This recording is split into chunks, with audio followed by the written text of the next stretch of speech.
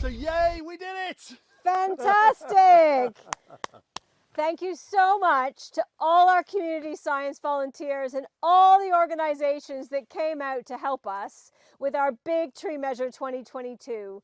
Together, you have measured 6,400 trees in sunshine and rain, and you've worked exceptionally hard, and we are ever, ever grateful. Yeah, in just 8 days, that's got to be a record, Heather. It really I'm sure it is. So all of you, thank you enormously. You've made a personal contribution to advancing environmental science, and that is incredibly appreciated. And earlier this week, we had the team from Imperial College out, and so we asked Bonnie and Lena what they thought about it. I cannot believe that in a handful of days we have measured over 6,000 trees, something that would take a person working alone weeks and weeks and weeks to do. It's an incredible feeling. This has been brilliant, and it is really all down to the work of everybody that's been out here, and everyone should be so proud of themselves.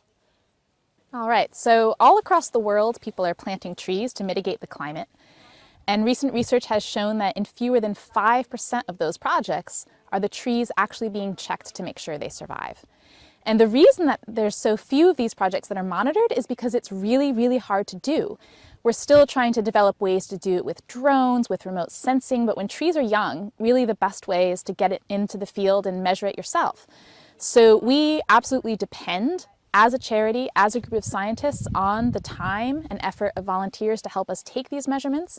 It's why we're one of the handful of studies in the entire world that has the rigor to say which of our interventions are actually working and how well these trees are establishing at the site. You have no idea how much all of the work that we have been doing over the last few days and the last few weeks will really supplement everything that we also do throughout the year and through the past few years since the trees have been planted.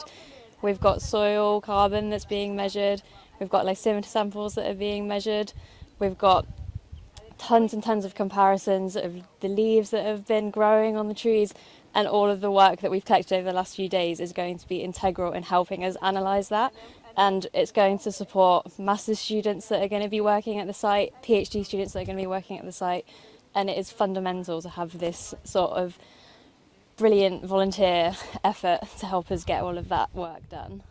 It's really the combination of things you need: a full-time scientist like Lena, the team of postgraduate students who are working on it, and volunteer effort together. That gives us something that isn't replicated to our knowledge anywhere else.